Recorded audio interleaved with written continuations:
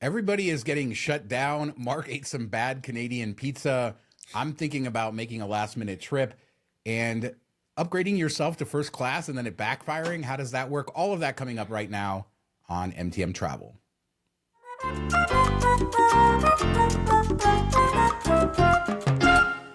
So, Mark, I know you're getting ready for Rio and heading down for Carnival, which means the next time we see you next week, you probably won't have a voice. Yeah, I mean, there's a good chance of that. We'll have to see. I don't know. I don't really have any expectations, which is the way I like to do it, and don't really have any plans outside of, we talked about it last week, what I was planning on doing. But yeah, I'm excited to get down there, see how it goes, see what it's like, just experience it, and hopefully make it back. But we should give people the warning. Next week will probably be a day late because we want to talk about the whole trip, and I don't get back till Monday afternoon, evening ish. So probably, I'm guessing, get it out Tuesday, Wednesday at the latest. You think? Yeah, I'll work on getting it out as soon as I can. So we will have both episodes. We'll have a podcast and a new show next week. It just will be on a little bit of a different schedule. But because of you leaving, and we'll talk, more about you changing and some of the other things that we're doing. But I was like, well, I have like 5 or 6 days where I don't have to record, and maybe I should leave and go somewhere. And so I was playing with all kinds of stuff this week. I would say I'm probably 50-50. Jasmine says it's okay. I've been looking at all. China was one option. I do have my Chinese visa, so it's, 5 days. You sound like me. Let's go to China. well, no, well, see, this was my whole thought about this is that I could travel for a few days and then be kind of in a place for a few days where I record next week's shows and then get all that done and then travel back over the time where we don't have to record. So that was sort of my thing. I'd be by myself so I can do all my editing and stuff. So I've looked at different stuff. It's always fun doing those last minute searches and realizing like in 2 days I could be in Shanghai, or I've been looking at Europe. I don't know. I've been looking at all kinds of crazy stuff, but I've been honest before. I used to love doing these trips, these 1 week trips, and I do know how much they wreck me. So I don't know. Part of me just says get out there and travel. Yeah, or maybe just go to like Mexico or something. What? That's no fun. Keep the time zone the same. We're getting old, man. This stuff beats you. I'm not looking forward to what I'm going to feel like next week at all. But yeah, I think it's way more fun when you don't have a preconceived notion of what you want your trip to be, and you kind of just let the award space direct you where you want to go last minute versus like, oh crap, I got to get here, or I had the flight there, but I don't have the flight home. I was going to figure it out. Kind of when we talked about my trip to Singapore and all that, I was doing everything last minute, but I had to because it had to work into the itinerary that I had with cancellations and everything else. That is a terrible way to plan a trip. But when you're just kind of like, all right, wherever I can find space, because there is a lot of, saver space out there last minute. It's just probably not to where you want to go when you want to go. But if you're open to anything, you can definitely make it work. And it's a lot more fun doing that kind of searches versus, all right, I got to be here at this day and I got to get home at this day and we got to figure it out.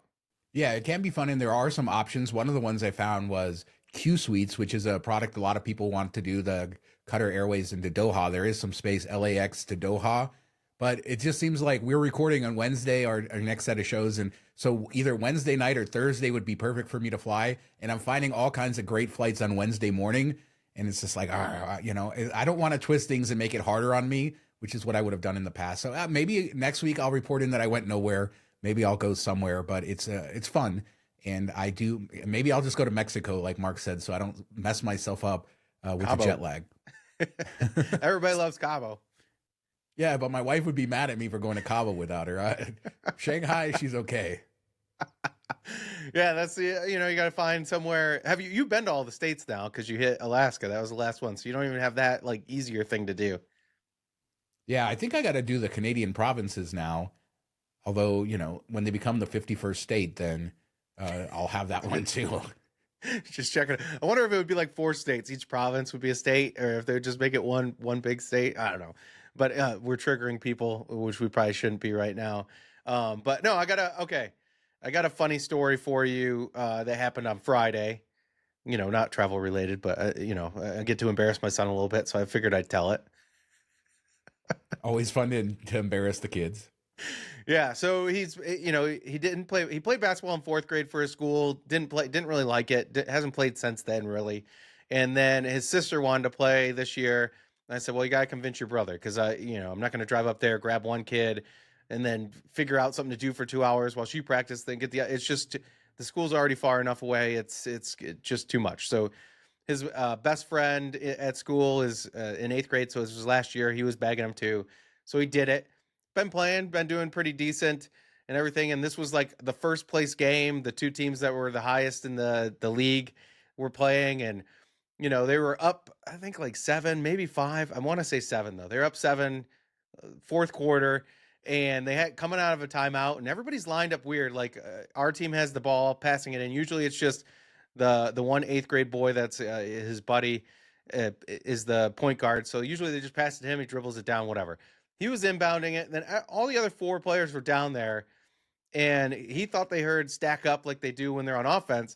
So it was just like a weird setup coming out of a timeout, and they pass it to him, and he's like, I'm wide open, and lays it in on the wrong basket. Was everybody screaming, or yeah, like after did he they're realize like, it? What are you doing? And it was at their court, so it was mostly their fans, and they're like, oh, do it again, thanks a lot, and all the stuff. So it drops it to like a 5-point game. Luckily, he went down the court and scored for his own team, like right after that. So his coach was like, hey, you had 8 points today. Well, 10 if you include the 2 for the other team. How did he handle all of this? Oh, he put his hands on his head and like put his head down, but he got over it. He's one that kind of stuff rolls off of him like that. Doesn't stick with him too much. He gets embarrassed about certain things, but something like that doesn't bother him too much. His sister would have probably cried and had to be pulled out. So her problem is she wants to set picks, but she doesn't know that you can't move or whatever. And she was moving, so this one girl got mad that she kept bumping her and moving, so she started pushing her. So she just started like cross-checking her like she's playing hockey. just like ramming her, like running and ramming her over and over. And I'm like, what are you doing? And finally the coach on the other team's like yelling like, hey, are you seeing this, ref? So he finally called a foul on her, and I went up to her when she was on the bench, and I'm like, what are you doing? You can't move when you're setting a pick. That's illegal. He's like, well, she got mad. She started pushing me. I said, yeah, because you kept like checking her, moving back and forth. And then she went all out and was just like throwing her shoulder into her and everything. Oh my God. And these are what, like 10, 11-year-old kids? Yeah. She's 11. So she's on the 4th and 5th grade team, but she plays with the 6th through 8th grade team too. So it's co-ed because it's smaller schools and stuff. So she plays just like a couple minutes in that game, but plays most of the game in the B team. So she's up there with like 8th graders just cross-checking them. And That's awesome. I saw you also went to Windsor across to Canada to get some of their world famous pizza that looked terrible. I mean, this pizza does not look good. Yeah, we've been hearing it because, of course, like the Canadian radio stations around here do it. And like, I think even Dave Portnoy's been over there because he's heard about it. It's kind of like in this area, Windsor pizza is supposed to be like this thing. The unique thing they do is they shred their pepperoni. So it's like thin slices of pepperoni. Instead of big circle, they cut it into little slices and then sprinkle it like cheese across the whole pizza. Thinking is better coverage. Every bite has pepperoni instead of just some bites. The oil goes across the whole pizza, like and I'm like, okay, that sounds unique, something different.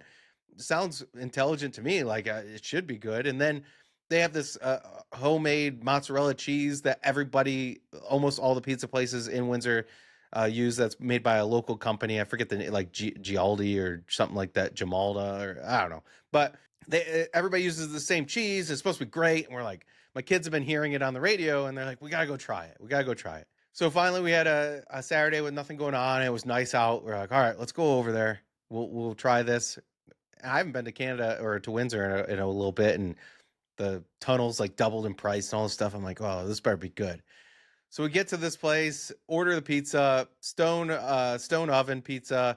They mix cornmeal in with the flour, so it's got that crunch and crisp, the same type of feel as New York slice. A little bit thinner like that, a bit thicker than New York, but kind of similar crust, except the crust has no flavor, no salt, none of that. It's just kind of crispy, and you're like, okay. The sauce is almost more like a pasta sauce than a pizza sauce. Not quite what you're used to pizza sauce here. A little bit on the sweet end, not my favorite. The cheese isn't stringy or salty or have any like flavor to it really. And then the pepperoni just was kind of bland. And I'm like, all together, it looks like a cafeteria pizza. Did not look appetizing.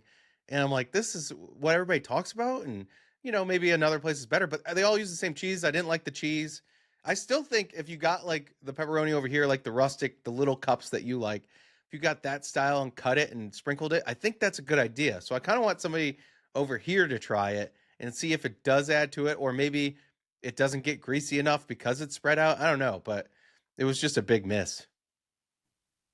Pizza sometimes it looks good and it doesn't taste good, but that one just didn't look good. It reminds me of a lot of the St. Louis style pizzas that just when you see it, it just doesn't look very good. Yeah. But I don't know. People must like it. It's funny how you have all these weird regional pizzas, and I think it's a great idea though. I do agree with you. Chopping up the pepperoni, like you said, the char and cup, or like the ones we had in Vegas at Settebello or Double Zero, like those style of pepperonis chopped up all over it would be great. Yeah, I think it's something unique, and I hope somebody kind of plays around with it. And the pizza place I love up by the cottage, the guy on Twitter that owns it is on Twitter, and he saw it, and he's like sending me or posting pictures of his pizza. So maybe I can talk him into trying it on one of his, because he experiments quite a bit. So I'll have to bring that up when I'm up there and be like, all right, can we do this on one pizza, see how it goes?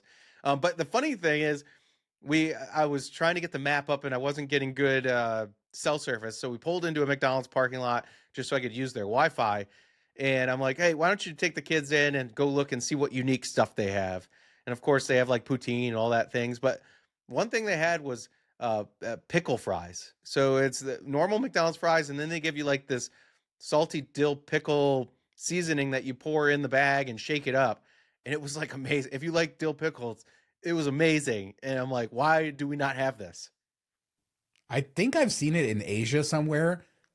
McDonald's somewhere has these seasoning packets. I don't know. People could let us know, but I think that's it. You love pickles. Put pickles with chips. Put pickles with anything, and you're on board. Yeah, it was. I'm like, every time we go to somewhere else, we're like, oh, they have this cool sauce that you can dip it in. And I know people make fun of me, but I always try to stop in a McDonald's everywhere I go to see what unique stuff they have. And we have like the most boring of the McDonald's, which doesn't make sense to me. And I'm like, what do people come here and think is unique? I don't think there's anything on the U.S. menu that you don't see elsewhere, really. That's because it started here. I mean, you can't But like, improve perfection. bring the best of it all back. Like, we should have the best of everything if it started here. It doesn't make sense to me. Bring McDonald's, if you're listening, which you're not, bring the pickle dust in.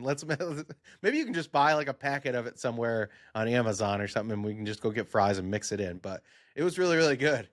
Well, let's bring the show down a little bit. I don't know.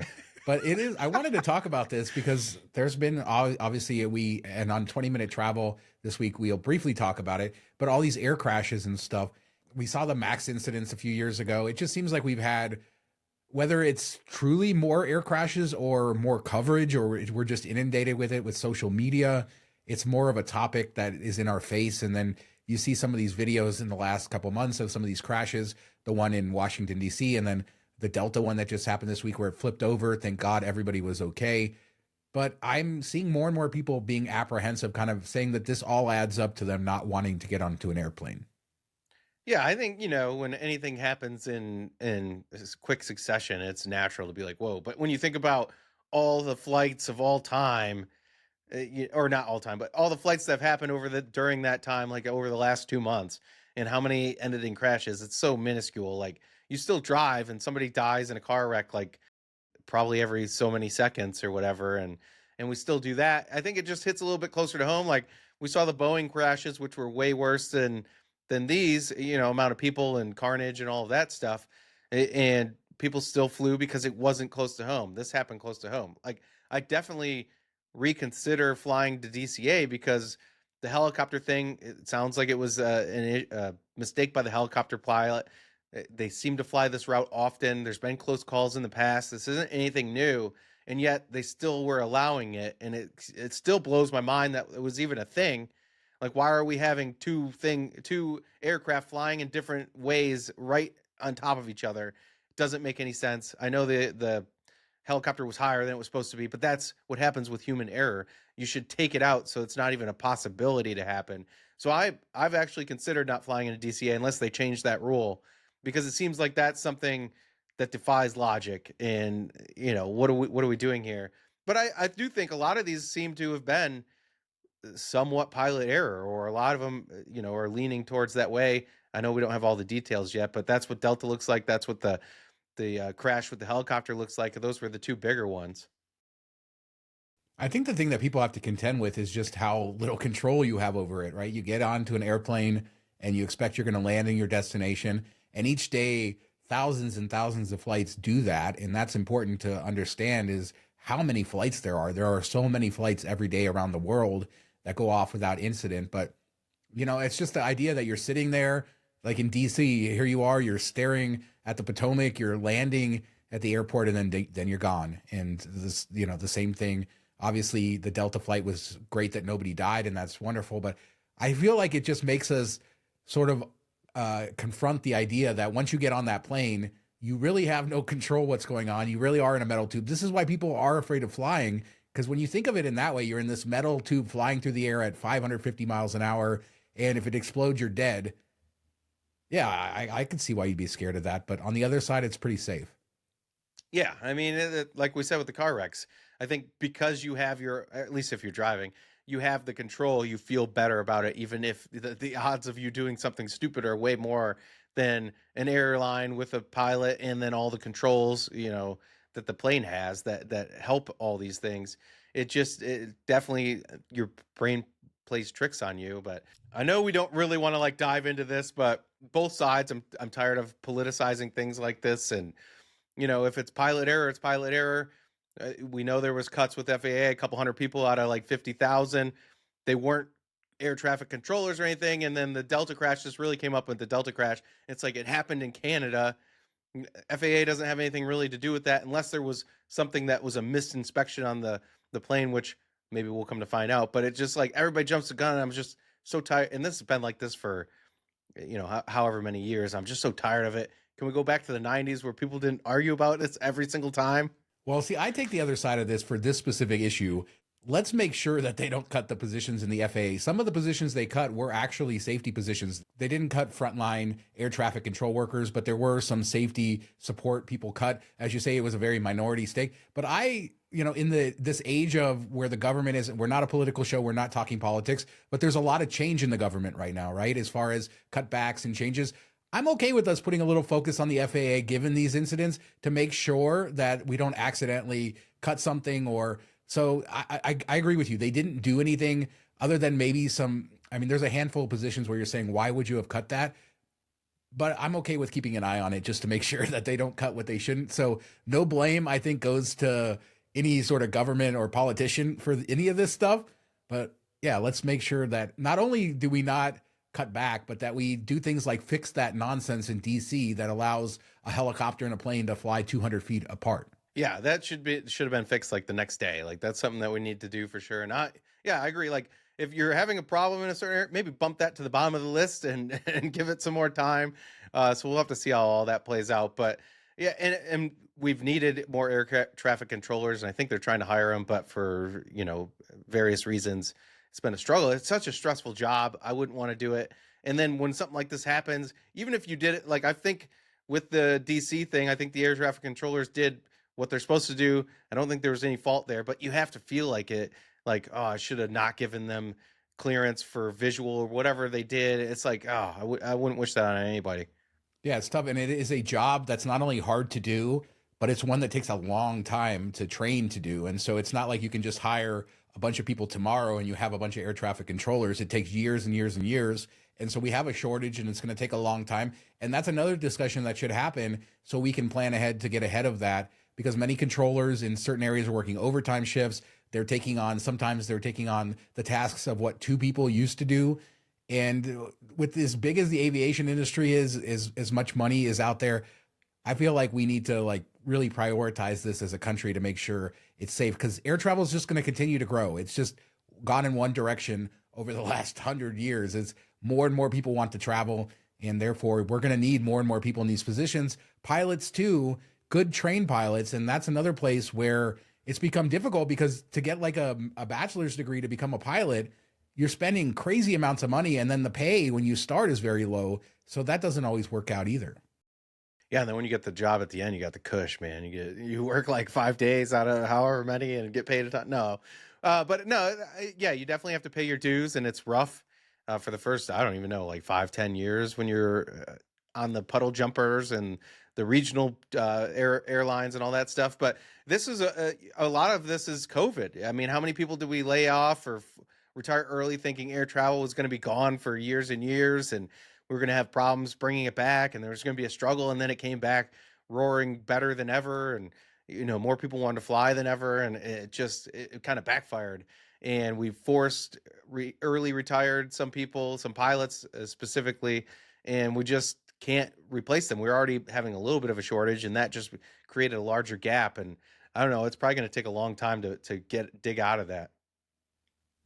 And I think the important thing is to make sure we do it safely instead of understanding we have these shortages and changing things. And they are doing that. We haven't changed the rules about what you require flight time. The Delta pilot was a younger pilot, the one who flipped the plane, but she had the required flight time just like all other pilots do. So it's not like we're cutting back stuff. I'd say it's still pretty safe. We started the show both talking about how me want maybe a last minute airplane trip. You're going to Rio. So we're both getting on airplanes. And I think that is just the way to think about it. But for people who are scared, this just makes them, I have a sister-in-law who won't get on an airplane. And, this just reinforces that for her. Hope she has 5 days to ride the train. She just doesn't go anywhere but California. So you just drive down there. There you go. Yeah, I mean, that's the one thing Europe has going for it, that you can get around and go places without flying, and we just can't. Like, I mean, you can drive, but it's going to take a while, and our train system is terrible. It doesn't get priority, so you get stranded. I mean, you got off your train on the one trip halfway through and just flew home because you were over it. So it makes it tough. But segue into, what I want to talk about, upcoming trip. I know you're kind of the same way, and maybe this is all just miles and points, people, but I hate that I book a flight that's pretty good, but I'm like, I could do better. Let me just spend my last 2 days before travel trying to find a better thing home. And then when you're going with a buddy or somebody that isn't like in your family that you make the decision for, then getting them on board to make the change with you and stuff, it's like, it's always a fight, and I don't know why we do it to ourselves. See, but the buddy you're traveling with, you guys are really, really good friends. I say you just make the decision for him and move on. But yeah, normal people don't think this way. They have their flight. They don't think that they're going to be changing a flight 2 days before or switching to something better. That's definitely something that delineates people in this hobby from normal people. Big part of this was we were supposed to get in at like 2, get home at like 1:30, 2 o'clock. They bumped our flight back. So we have this long layover, and we have to go from JFK to LaGuardia, which I've already done once this year. Or no, I did do that. And then I went to Newark. So I don't want to be hopping around New York again. I'm over that. So I'm like, hey, let's book this. We'll get home a little bit earlier. Yeah, we have an extra connection, but otherwise we're going to be sitting at the airport or paying for these expensive cabs through New York and then going to LaGuardia, and that sucks, and all these things. And he found a different flight that's nonstop. He didn't want to do the extra connection, so he's going to fly Delta. I'm going to fly American. And it just kind of worked out that way. We finally got to that point, but it was like a lot of back and forth till we got to that point. It's like, why do we do this to ourselves? I don't know. But especially whenever I book Southwest, because it always has a connection. If it's the cheapest, I book it, and then I rapidly try to find anything else the last 3 days before travel. But just imagine the bragging rights he's going to have when you get delayed on your connection, and then he ends up getting home. True. Nice. True. I'll be like, yeah, but if I'm going to get stranded, I'd rather get stranded in Chicago than New York right now. Yeah. So I hope I get there, and then if something happens, I'll still have the backup flight, the original flight, so I can make that work too. But yeah, I don't know. But I spent I was supposed to get work done, get ahead, so I can get these things, articles written for when I'm there, so I'm not sitting there writing all day. But then I'm focusing on this. I know there's a saying for this, like mentally, we put so much stuff on ourselves right before we travel because we want to add the stress deep down. It's some sickness we have. I don't know, because you're always like, oh, I got to do this, this, and this, when almost all that can wait until you get back. Yeah, but you and I have some jobs where there's timely stuff, and I don't do a good job of that. I'm terrible about getting ahead of myself, so I'm often working while I'm traveling, but then that's also part of our job. So I think we're a little weird, but yeah, I think being able to enjoy the travel is nice, and you're also working while you're there, so it's a weird thing too, because you're hosting a meetup. I said it to Rick. I said I'm working this weekend. I'm working ahead, so I don't have to work while I'm working. And working in quotations for the Yeah. working in Rio. Yeah. Yep. But yeah, you got to keep everybody safe, and I can't wait to hear about that. I wanted to talk about the shutdowns. I know that we'll talk a little bit on 20 Minute Travel, cover all that, but we should go in more depth. But there was a couple other short things I wanted to talk about before that. I came across this video on YouTube Shorts, and it shows this guy. He looks like a food influencer or something. So and his buddy is filming him, and he's doing this really excited sort of talk to the camera. And then you see that the person stops recording, and then you see him just kind of look sad after that.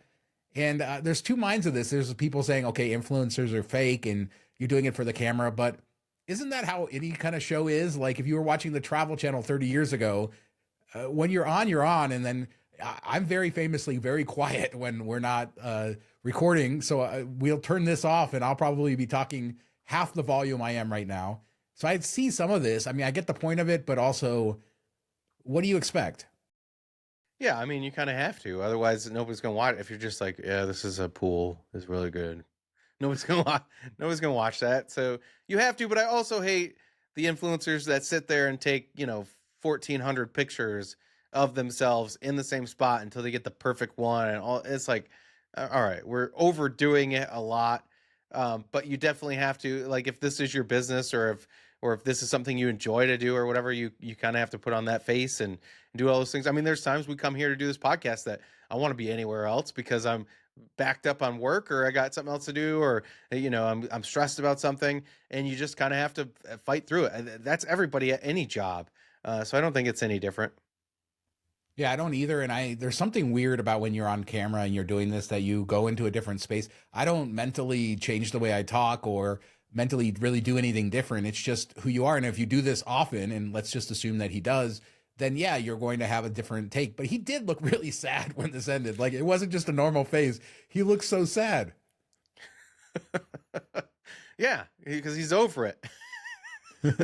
All right. So this other story comes from View from the Wing, and it's this story about this flight from Houston to Austin or vice versa. And this guy has his first class seat, and he goes to go sit in his seat, and there's a lady already in his seat, and she decided to self-upgrade her to first class. But this guy is really cool, and he decides it's a short flight. He's just going to go take the lady's seat, which is in coach, in a middle seat. So he goes back, takes her seat, and allows her to keep her self-upgrade, which kudos to him for even doing that. But, when he asked her about the seat, like, this is my seat, she's like, well, I'm more comfortable here. Fine. So he gives up. Well, it turns out that the in-flight entertainment wasn't working in that first class seat. So at some point, the lady comes back and tries to take her original seat from the guy. And he's like, I'm more comfortable here. And then she did it. First off, I've seen this happen a couple times where people had to get kicked out of first class for just sitting down. This is the first time I've ever heard of it actually working.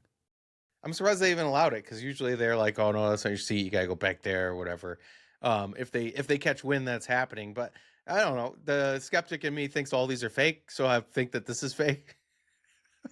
Yeah, it is a short flight. I was a little skeptical of that. Like, why would you care if the in-flight entertainment wasn't working on a 45 minute flight? But yeah, I like to think that there's a nice person. I would not. Sorry, if you're in my seat, I'm going to kick you out of the seat. I'm not that. I'm a nice person, not that nice of a person. I guess it depends. Like, is this after a long day of travel and this is the last flight home, or, did I pay? If I paid like a lot of miles for the seat as a part of a longer leg, maybe I'll get upset. But I don't know. Sometimes I might be like, okay, definitely not middle. I don't think I'd take middle for it. But if you have like a back aisle or something, okay, might do it. Might be fun. Or, sometimes people do it as like all right, hey, you want to switch seats? Like, who was it? Gilbert that did that. If you found him while he was flying, he would have to switch seats with you and stuff. And I know that was as a promotion, but I'm sure people have done that over time. Yeah, I mean, the more I think about it, I don't value first class on a 45-minute flight all that much. I mean, you're going to get a drink. I don't drink alcohol, so who cares about that? They'll give you a couple snacks. Not a big deal. The middle seat would be sort of the deal killer for me. I probably wouldn't care all that much about being on an aisle somewhere in the back. But I mean, these days I often I'm happier with an empty middle seat in coach than I am with some of these new first class seats that they've installed, which are very hard and uncomfortable and not as good as they used to be. So yeah, I don't know that it's a huge upgrade, but my favorite was a flight years ago. I was flying from Panama to Havana when I did my Havana trip, and this lady it was on Copa and she just sat in first class and it was about a 30-minute ordeal. And they got like police from the terminal to tell her she had to leave. She wasn't like fighting with them. She's just like, I'm sitting here. I'm sitting here. Eventually, they were very friendly. It was all chaos, but she eventually moved to the back. And yeah, What I'd is love the to live end life game? like that. I don't understand what the point is. Like, you just want to look crazy. You think they're gonna just be like, all right, fine, whatever, stay there. It's not going to happen. Yeah, maybe in her case, this wasn't a very full flight. So that seat was actually empty. So maybe they just hope that they won't notice. And yeah, they do checks. They know who's supposed to be in a seat, especially with the upgraded things. But I say go, I say go for it. I don't know if you like the spectacle, go for it. As long as you're not gonna, you're willing to give it up in the end. No, if you delay my flight because of that, I'm going to be pissed. So let's talk about the subject that's looming over the miles and points space this week, and that is shutdowns. It's weird how this stuff comes in batches, but it seems like there was a bunch of shutdowns for American Airlines accounts this week and American Express accounts this week, separate. They didn't have anything to do with each other, obviously. With AA, it was weird that it was people earning a lot of loyalty points through the portal. Although we, heard that there's some people doing some shady stuff like canceling orders that were still counting. And so pushing the limits, this is always something that can happen. Yeah, I think you have to, step back and say like, it's one thing to push limits and play within the rules, but go beyond what they are intended. And then there's things where that it's wrong and you're doing it anyway. Like that's people have gone to jail for doing similar things with shopping portals on large scales where we've seen this happen every once in a while. Like their Best Buy accounts canceled, but they keep making orders because the shopping portal pays out the 3% or whatever. Even though the order's canceled, they're never billed. They make that money. They do it for like six figures. Then they end up going to jail because it's fraud. This, if you're doing it on purpose, is the same thing. So you have to ask yourself, like, it's easy to get caught up in being justified somehow, or be like, oh, this is just miles, not real money, all that stuff. It costs the company something. They're going to come back at you. You're lucky that it's just a shutdown and they confiscated the points and didn't do anything further. If you do it large enough to that scale, then they might come to you. But you just have to kind of like step back and be like, hey, is this, outsmarting the rules, or is this, just completely breaking the rules? And then at that point, be like, you know what, maybe I shouldn't do this. Well, if it's pushing the boundaries of the rules, or maybe like finding the loophole, that's a different thing. And you can still get shut down for that. But that's something that you can be like, okay, I'm pushing the limits, but I'm okay with it if I get shut down because it's worth it to me, or it's not. But when you go to the point that you're making, purchases that are going to get canceled, they're going to get canceled, you do it time and time again, that's just, you're on the fraud side of things, and that's not where you want to be. Years ago, I was at a blogger conference in Las Vegas, and there was this guy who used to be a boarding area blogger. Now he is, I believe, still works for FTU. If not, he did work for FTU for a long time. So kind of somebody who is exposed to teaching a lot of newbies stuff. And he showed me this thing that he came across, and this was purely himself, but he figured out on this shopping portal that there was this little gift business that was paying a crazy amount. And so he would go and order like 1,000 of an item, and then he would call the company up manually and say, oh, I only wanted one of those. And he was understood that they were still paying out for the 1,000 of an item. And he was just doing this on purpose. He was screwing the little company, and it's just fraud. Like, so it really just depends on what you do or what level you do it. Now, if you place an order for a gift card and they cancel it because, they have been doing that and you still get paid, is it fraud? No. If you keep doing that over and over, is it fraud? I don't think so. Probably. I don't know, but I'm not a lawyer, but I can certainly see why they wouldn't like it and why they would shut you down for it. Yeah, I think it just goes like, what's your pattern?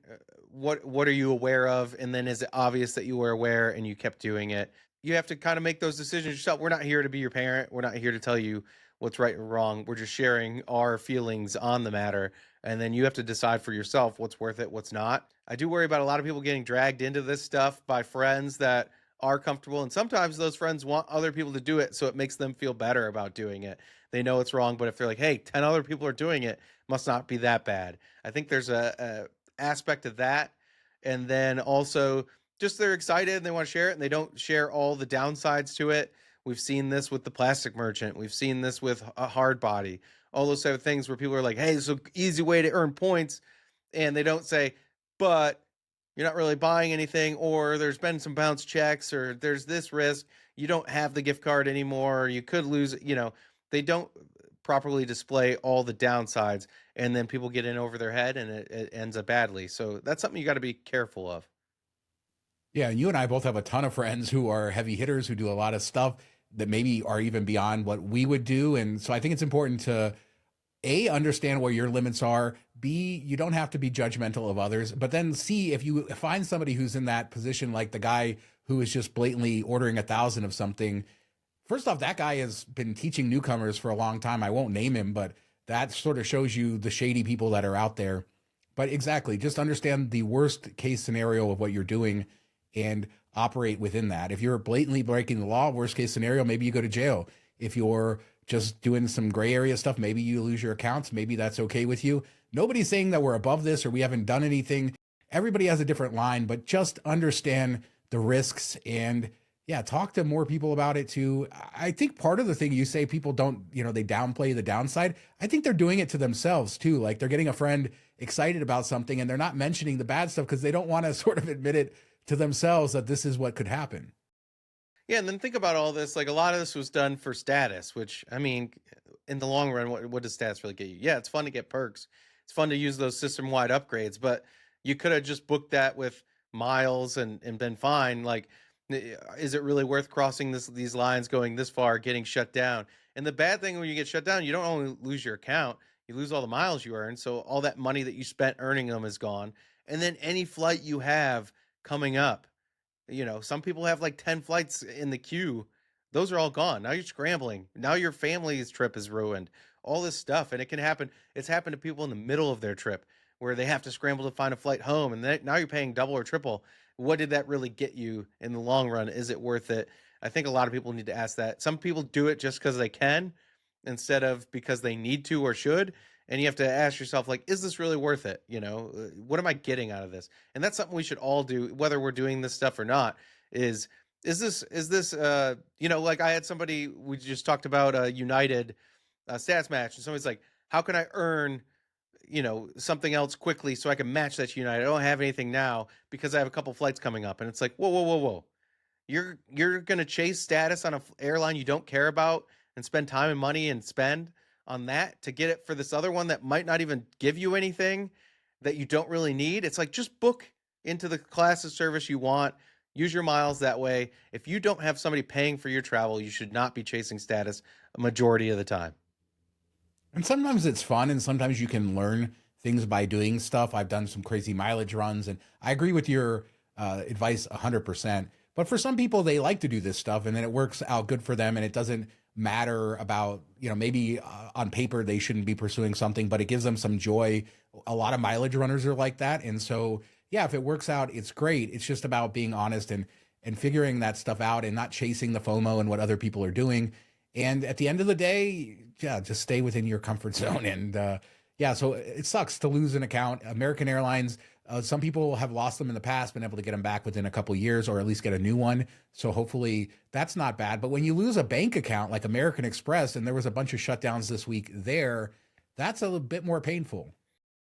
Yeah, definitely, because you lose all the future potential earnings too, and then you lose anything that you had in your account. And I still don't, sidebar on this, I still don't understand how Chase has been sued for closing accounts and confiscating points. That now that they have to give everybody 30 days if you get your accounts closed down. You get 30 days to move all your points out.